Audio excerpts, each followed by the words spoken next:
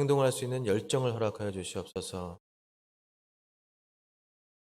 오직 주 예수 그리스도께만 집중하게 하여 주시옵소서. 예수님 이름으로 기도합니다. 아멘.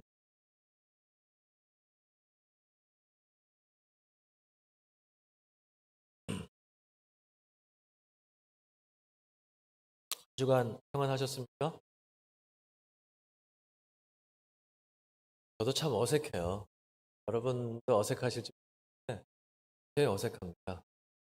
가급적 이렇게 가운데로 모여 앉으시면 그래야 몇 분 되지도 않는 그러니까 두루두루 살피면서 다 하려니까 힘이 듭니다.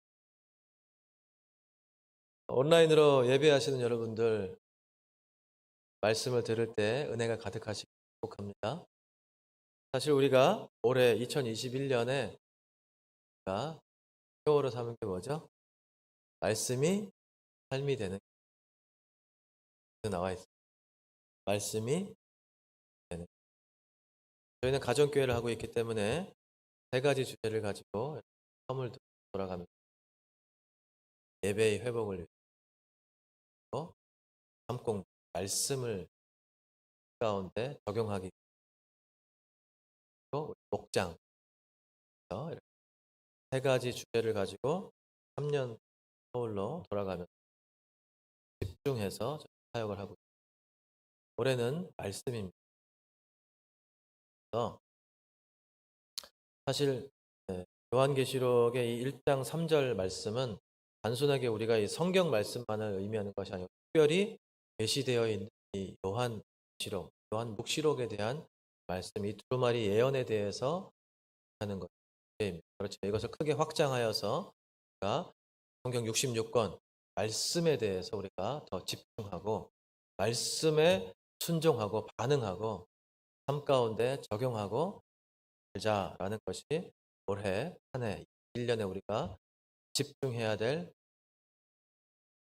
그렇게 돼서 오늘 사실은 요한계시록 1장 3절 말씀을 주제로 해서 주제 설교를 준비할 때 상당히 부담스러운 것이 요한계시록이거든요. 그래서 계시록이 우리가 성도들이 너무나 좀 두려워하는 말씀이고 무거운 말씀이고 그래서 그것이 좀 무거운 주제로 다가가진 않을까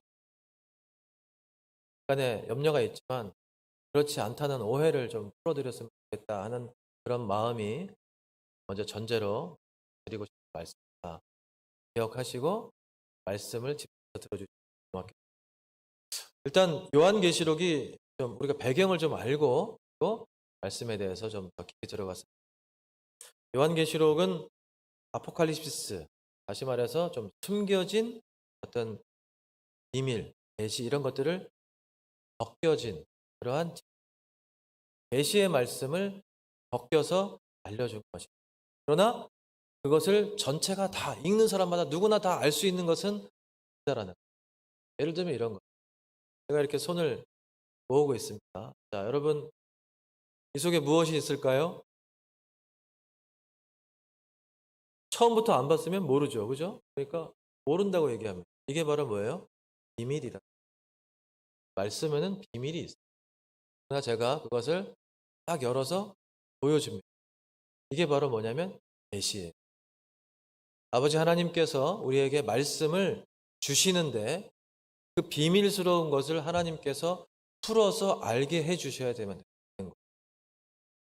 그래서 그것을 계시라고 보여줬는데도 불구하고 다 이해하고 알면 좋은데 그러지 않다는 거예요. 모르고 이해를 못하겠다는 부분이 있다는 거예요. 그래서 말씀을 읽을 때는 그 말씀에 대하여서 하나님께서 분명하게 우리에게 지혜의 영을 주셔서 알려주셔야 됩니다. 그래서 이 계시의 말씀, 요한계시록은 하나님이 어떤 당신의 하나님의 그 뜻을 인간에게 드러내셨다라는 그런 의미가 있는 거예요. 그런데 이렇게 바르게 해석하고 전달해야 되는 그 계시의 말씀을 사실은 많은 이단들이 이것을 차용하고 사용하고 사람들을 미혹하고 유혹하는데 그렇게 사용해 왔어요. 그래서 오히려 교회 내에서는 요한계시록의 말씀을 푸는 것을 굉장히 좀 금기시하는 그러한 상황까지도 가게 됩니다.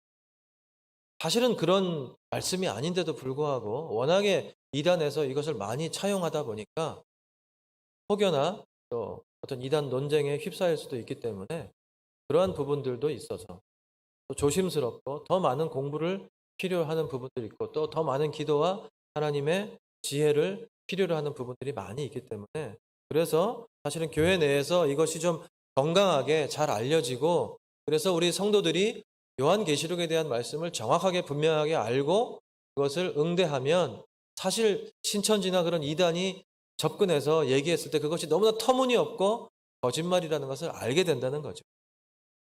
그러면 그것을 물리칠 수 있는데 그것을 알지 못하는 상황에서 교회 내에서는 전혀 들어보지 못한 얘기를 신기한 얘기를 들으니까 와 이렇게 다가갈 수 있는 거죠. 그러나 여러분 오해하지 마십시오. 2000년 동안 계속해서 교회의 역사 가운데에서 선포되어져 온 그 말씀 그거 이외에 특별하게 새로운 것을 알게 되어서 그것을 선포한다? 그것은 약간 좀 의심하고 바라볼 필요가 있다는 거예요. 그래서 그 특정한 한 사람에게만 그 비밀을 알려주셔서 세계의 모든 교회가 알고 있는 그 틀을 깨버리고 예, 어떤 특정한 내가 재림 예수라고 얘기하는 사람들 있잖아요.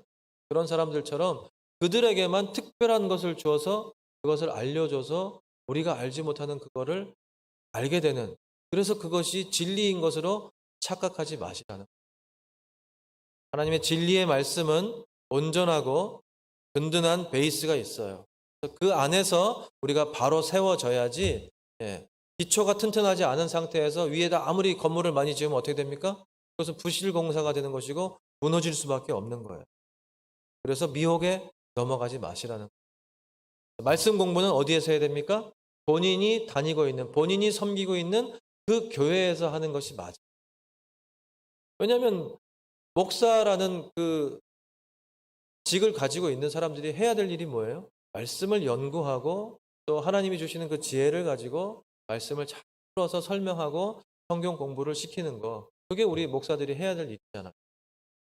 그렇기 때문에 우리 성도, 내가 담임으로 목회하고 있는 그 성도들을 담임 목사님이 가장 사랑하시고 그 상황과 형편을 가장 잘 아시기 때문에 그 담임 목사님 밑에서 말씀을 배우는 것이 맞겠죠.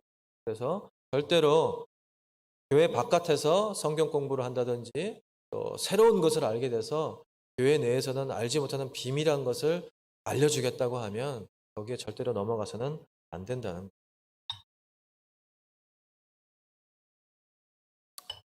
자, 하나님께서 사도 요한을 통해서 계시록을 기록하게 하신 그 이유가 무엇인가 우리가 그것을 좀 먼저 살펴보겠습니다. 첫 번째는 주님의 재림을 기다리는 그러한 삶을 가르치기.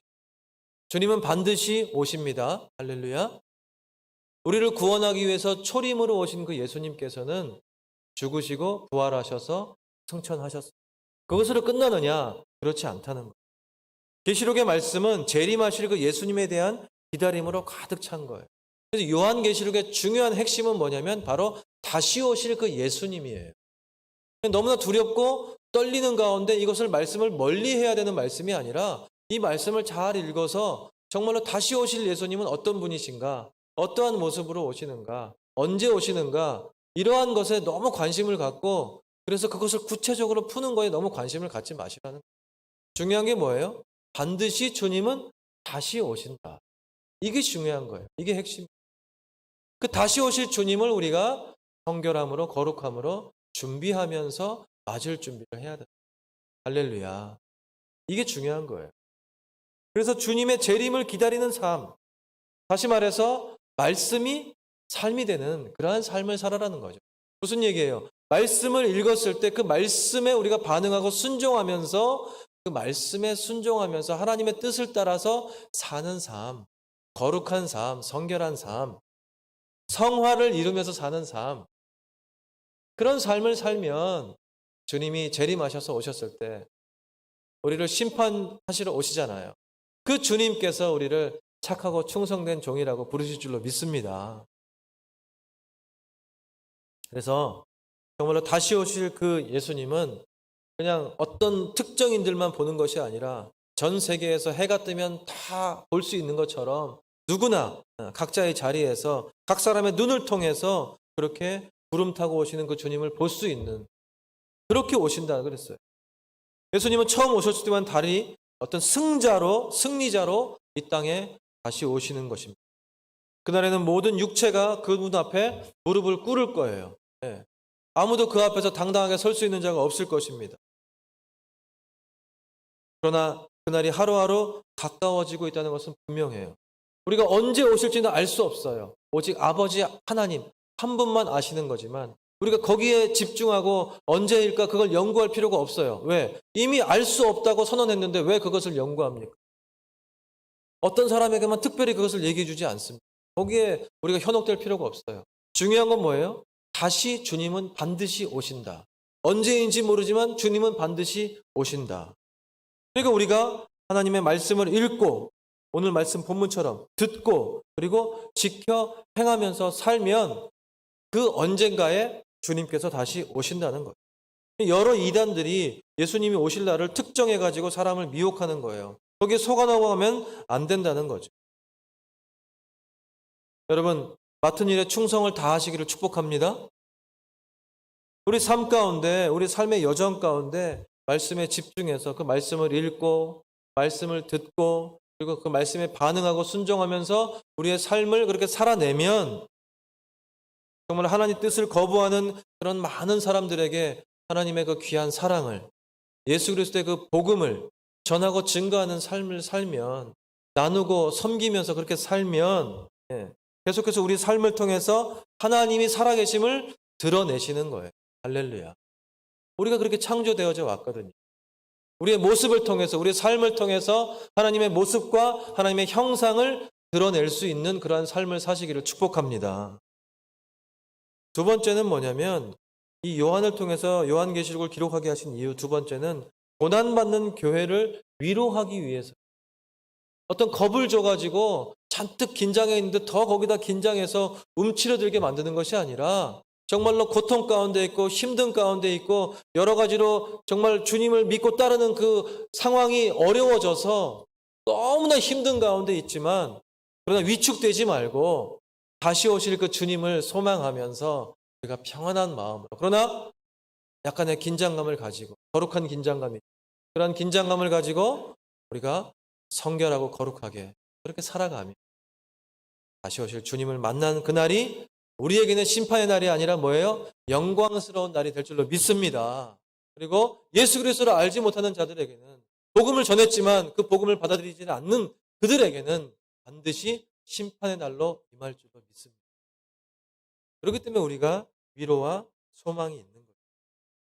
그래서 우리에게는 은혜와 평강이 넘치게 되는 것입니다. 이 요한계시록이 기록되어진 때가 언제냐? 학자들이 여러 가지 얘기들을 많이 해요. 네로의 때일 것이다. 근데 아마 이 네로 때는 아닌 것 같아요. 대부분의 학자들은 네로가 이미 죽고 사후에 이것이 기록되어졌다고 하는 것이 많습니다. 왜냐하면 네로가 죽었던 당시는 AD 한 68년 정도 됐거든요.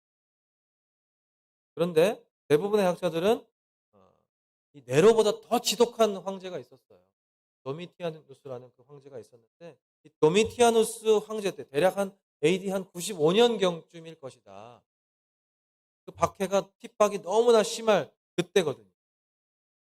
그래서 그때쯤일 것이다라고 얘기해요. 당시의 시대 상황을 보면 로마가 지배하고 있어요. 그러면서 황제를 우상 숭배화합니다.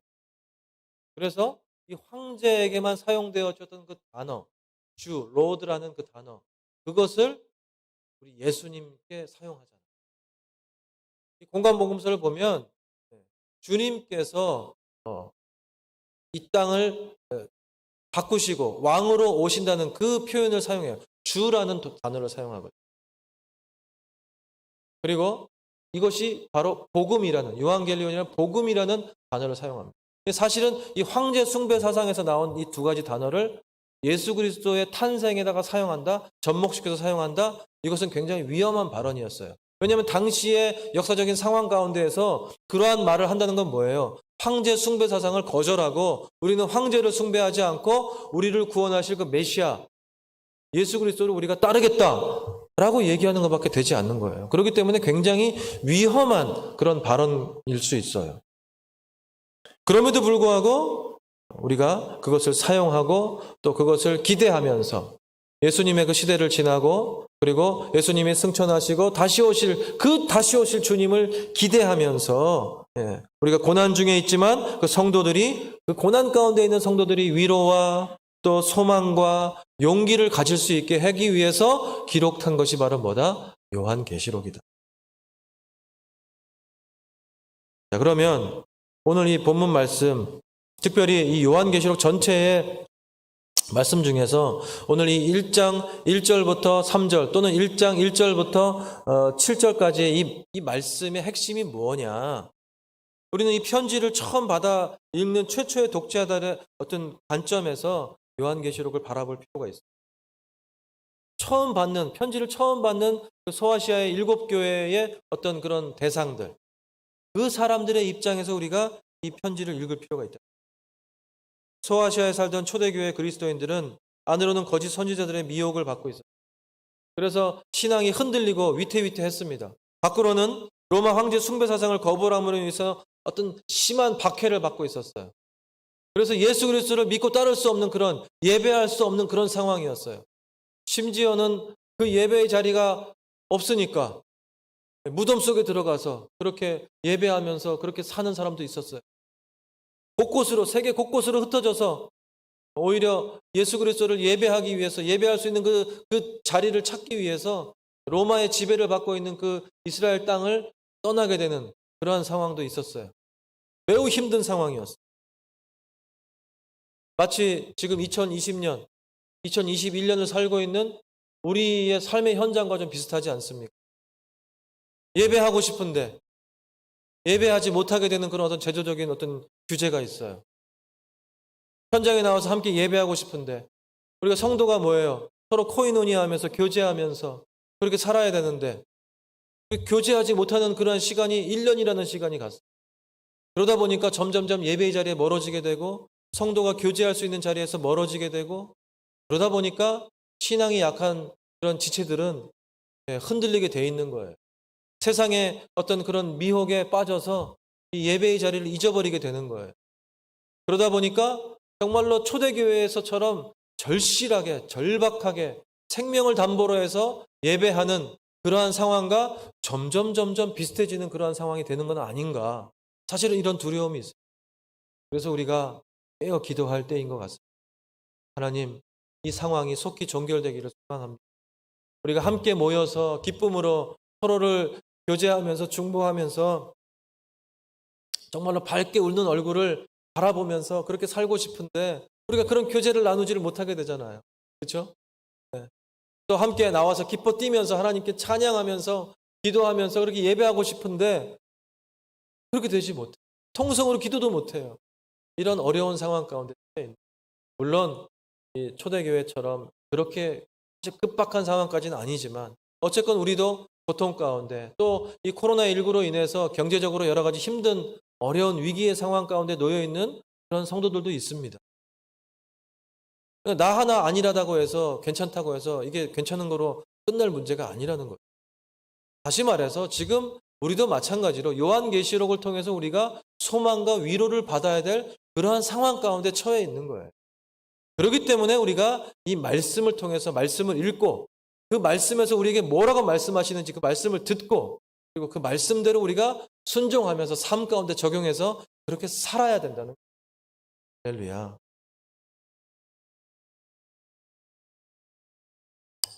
그래서 제가 지난 시간에도 잠깐 언급했지만 우리는 늘 언제나 정말론적인 신앙관을 가지고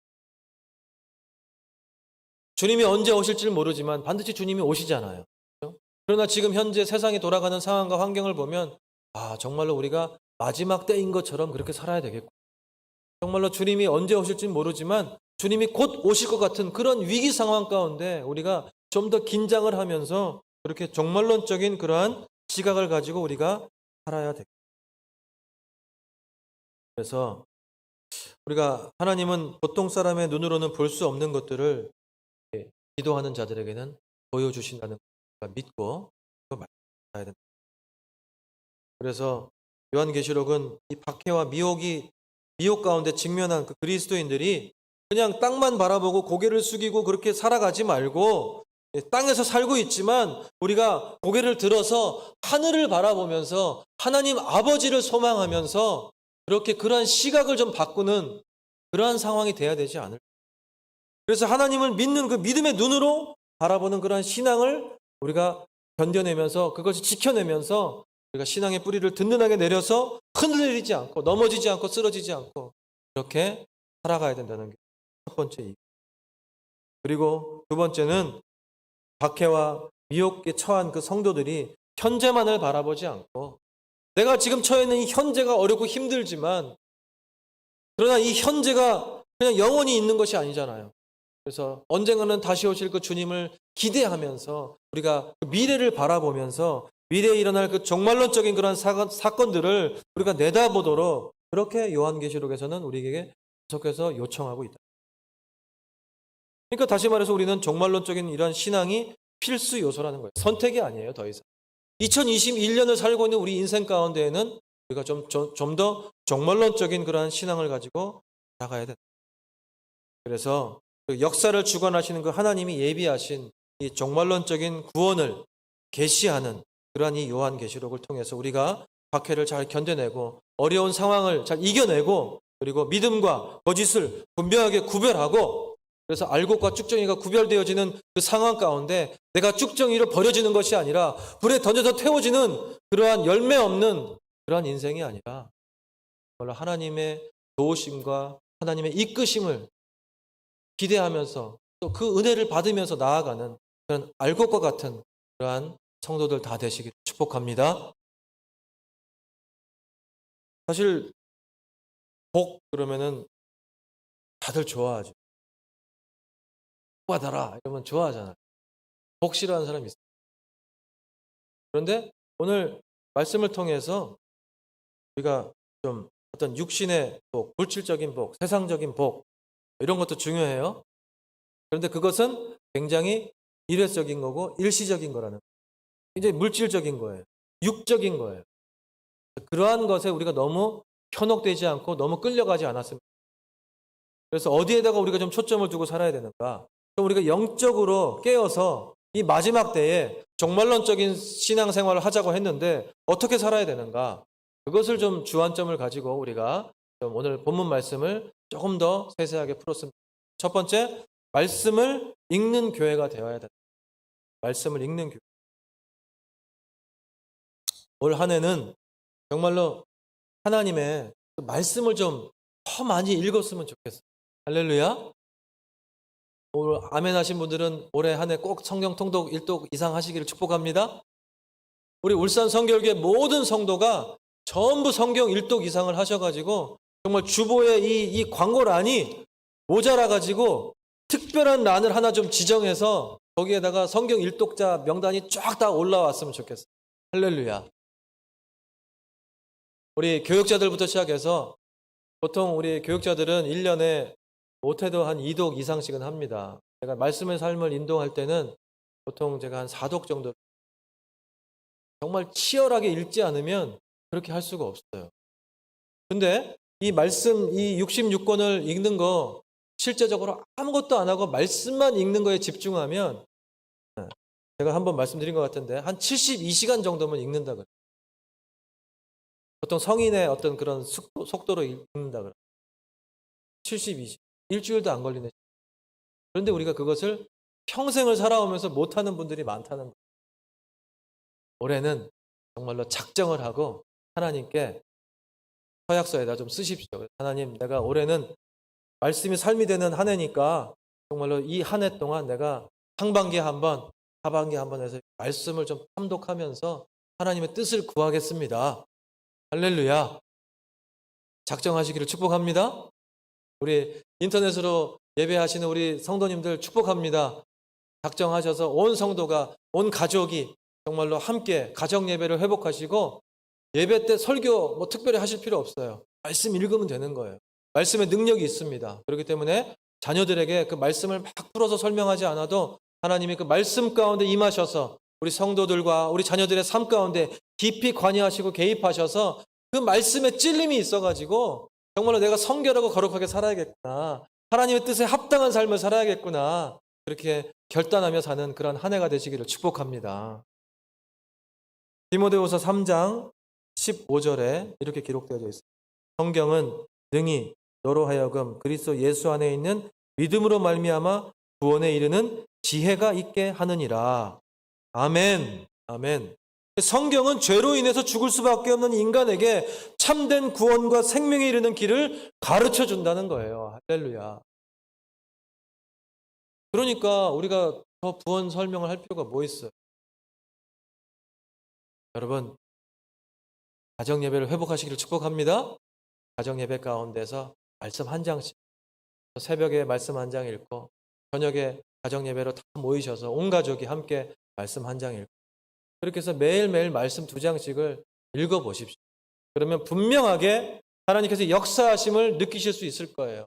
하나님이 여러분 가정을 통해서 어떤 일을 하기를 원하시는지 여러분 마음 가운데 결단을 할 수 있는 가슴 뛰는 그러한 심장이 두근거리는 그러한 일을 여러분 가정에 주실 줄로 믿습니다. 그래서 정말로 말씀을 읽는 그러한 가정, 말씀을 읽는 나, 말씀을 읽는 목장, 말씀을 읽는 그러한 교회 되시기를 축복합니다. 그래서 주님이 주시는 그 지혜를 가지고 우리가 하나님의 뜻을 바르게 쫓는 그러는 복을 누리는 그러한 저와 여러분에게 되기를 바랍니다. 두 번째로 복 받을 수 있는 비결이 뭐냐면 두 번째로 말씀을 듣는 그런 사람, 말씀을 듣는 우리 가정, 말씀을 듣는 목장, 말씀을 듣는 교회 되시기를 축복합니다. 로마서 10장 17절에 보니까 믿음은 들음에서 나며 믿음은 들음에서 들음은 그리스도의 말씀으로 말미암다. 할렐루야. 아멘. 성경 말씀을 들을 때 죄인이 회개하게 되고 악인이 선한 사람으로 변화가 됩니다. 믿으십니까? 네. 세상에는 많은 소리들이 있어요. 많은 얘기들이 있어요. 유튜브를 한번 틀어보십시오. 얼마나 많은 컨텐츠가 존재합니까? 부탁드립니다. 정말로 이 마지막 때에 아까운 시간을 정말로 쓸데없는 그러한 것을 시청하시느라 시간을 낭비하지 마십시오. 여러분 인생 가운데 하나님이 분명하게 말씀하시는 그 말씀을 들을 수 있기를 간절히 바랍니다. 그래서 좀 양질의 컨텐츠를 좀 선택하셔서 좀 보셨으면. 말씀을 많이 읽으세요. 그리고 말씀을 들을 수 있게 해달라고, 나에게 들을 수 있는 귀를 달라고, 하나님 내가 민감하게 하나님의 말씀에 반응할 수 있게 해달라고 그렇게 기도하셔요. 그러면 하나님께서 우리에게 들을 수 있는 귀를 열어주실 줄로 믿습니다. 말씀을 들어야 되는 거예요. 그래서 정말로 그 영적인 지식, 그 풍성한 영적인 지식을 가진 자에게 말씀을 듣고 교훈을 받는 것 굉장히 중요한 거예요. 우리가 그런 사람이 되어야 되죠.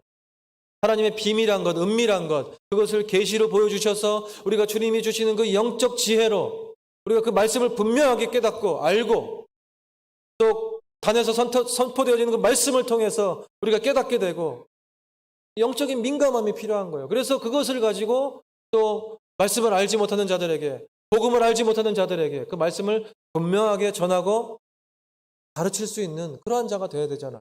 왜냐하면 예수님께서 행하신 그 일을 우리가 흉내내면서 살아야 되는 게 우리 인생들이에요. 우리 성도들이 해야 될 일이에요.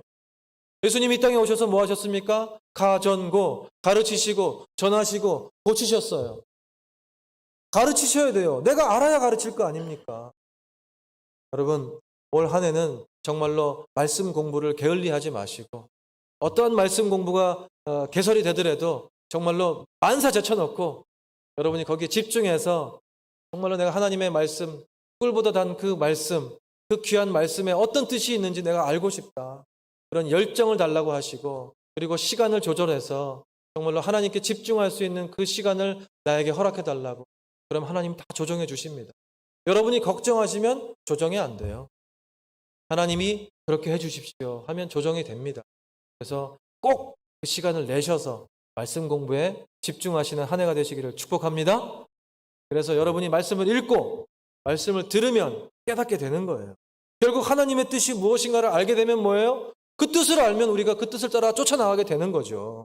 그 얘기가 뭐예요? 세 번째, 삶 가운데 적용해서 산다는 거예요. 세 번째 뭐예요? 말씀대로 사는 거예요. 말씀대로 행하는 거예요. 그래서 말씀이 삶이 되는 교회가 되시기를 축복합니다. 우리가 정말 하나님이 주시는 그 귀한 말씀을 깨닫게 되고 아는 지식으로만 끝나면 안 된다 그랬잖아요. 그렇죠? 아는 지식은 소용이 없어요. 나 그거 알아요. 아, 목사님 그거 제가 압니다. 아무 소용도 없는 겁니다. 오히려 차라리 모르는 게 낫습니다. 아, 그런 게 있었어요. 아, 그렇군요. 아, 그럼 우리가 어떻게 살아야 될까요? 중요한 게 뭐냐? 하나님의 말씀을 대했을 때 하나님의 뜻이 무엇인가 찾는 거예요. 그리고 내가 그러면 어떻게 살아야 될까? 하나님이 원하는 삶이 이건데 내 삶 가운데 내가 어떻게 적용하면서 살 것인가? 결단하셔야 됩니다. 우리 울산 성결교회 모든 성도들이 올 한 해는 정말로 말씀을 읽고 말씀을 듣고 그리고 결단하고 그 말씀대로 사는 그러한 저와 여러분에게 간절히 바랍니다. 읽는 것도 중요해요. 듣는 것도 중요해요. 근데 그보다 더 중요한 게 뭐예요? 그 말씀대로 실천하면서 사는 게 중요한 거예요. 자, 요한계시록 22장 7절 말씀입니다. 요한계시록 22장 7절 말씀에 뭐라고 되어 있냐? 보라, 내가 속히 오리니 이 책의 예언의 말씀을 지키는 자가 복이 있으리. 한번 찾아보십시오. 요한계시록 22장 7절 말씀. 요한계시록 22장 7절 말씀. 오늘 가장 핵심이에요. 결론이에요, 결론. 함께 읽어보겠습니다. 시작. 보라, 내가 속히 오리니 내가 줄 상이 내게 있어 각 사람에게 그의 일한 대로 봐주리라. 아멘. 아멘으로 봐주기 축복합니다. 여러분 거기 뭐라고 되어 있습니까? 각 사람이 행한 대로 그의 일 행한 대로 봐주리라. 좋은 말씀. 하나님 정말로 내가 하나님의 그 말씀대로 살기를 소망합니다. 하나님 내가 부족하지만 하나님의 말씀대로 순종하며 살기를 소망합니다. 하나님 도와주시옵소서. 이렇게 은혜를 구하시면서 올 한 해 승리하시기를 축복합니다. 내 힘으로는 할 수 없어요. 왜냐하면 말씀을 읽다 보면 걸림돌 되는 게 너무 많거든요. 하라 하면 하면 되고 하지 말라 하면 안 하면 되는데 성경 말씀에 그대로 하면 되는데 우리 인생 가운데에는 걸림돌이 너무 많아요.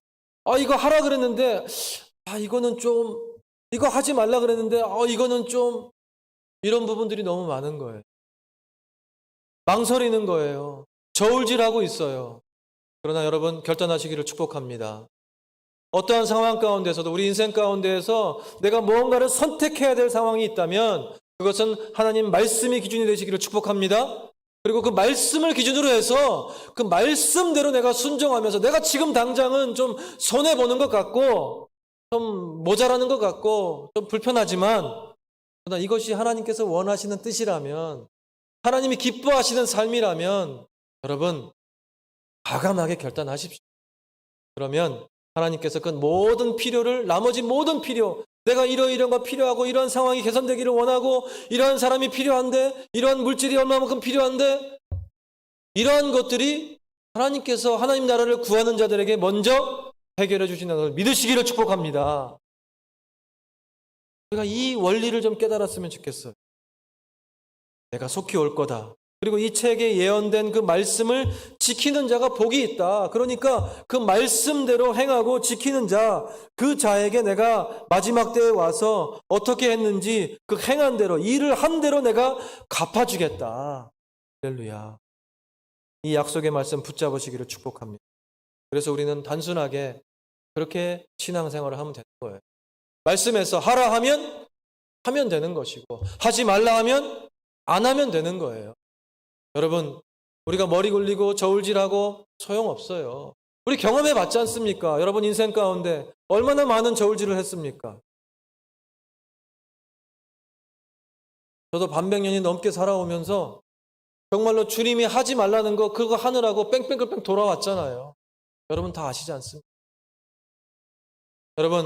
여러분의 인생 가운데 더 이상 허송되어라는 시간을 낭비하는 그러한 것이 없도록 여러분 지름길로 속히 가시기를 축복합니다. 그 원리가 바로 뭐냐? 말씀을 읽고 말씀을 듣고 그래서 그 말씀에 우리가 순종하면서 하나님이 하라는 거 하고 하지 말라는 거 안 하면 되는 거예요. 말씀을 정리합니다. 하나님은 많은 사람들이 영생의 복을 누리시기를 원하십니다. 아들이신 그 예수 그리스도, 그 예수 그리스도와 계시의 말씀을 세상에 내어주십니다. 성도 한 사람 한 사람들 그 말씀을 믿음으로 지켜서 행하고 복을 누려야 되는 거예요. 오늘 그 원리를 붙잡으시기를 축복합니다. 그리고 그뿐만 아니라 복음을 전하는, 그래서 그 전하는 그 일들, 그 사명, 그 소명을 우리에게 주셨어요. 많은 사람들을 복 있는 자로 세우기 위해서 우리를 축복의 통로로 사용하시겠다고 오늘 우리에게 도전을 주신 거예요. 여러분 도전하시기를 축복합니다.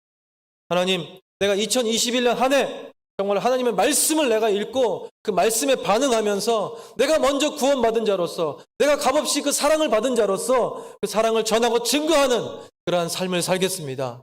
하나님이 기뻐하는 그러한 삶을 살겠습니다. 그것이 바로 나에게 기쁨이고 우리 교회의 기쁨인 줄로 믿습니다. 그 주님의 재림을 내가 기대하면서 소망하면서 하나님 내가 그렇게 살아가겠습니다. 그렇게 다짐하고 작정하는 귀한 시간 되기를 축복합니다. 함께 기도하겠습니다. 사랑의 하나님 감사합니다. 오늘 말씀을 통하여서 분명히 말씀하시는 말을 듣고 깨달을 수 있도록 인도하여 주시옵소서. 올 2021년 한 해는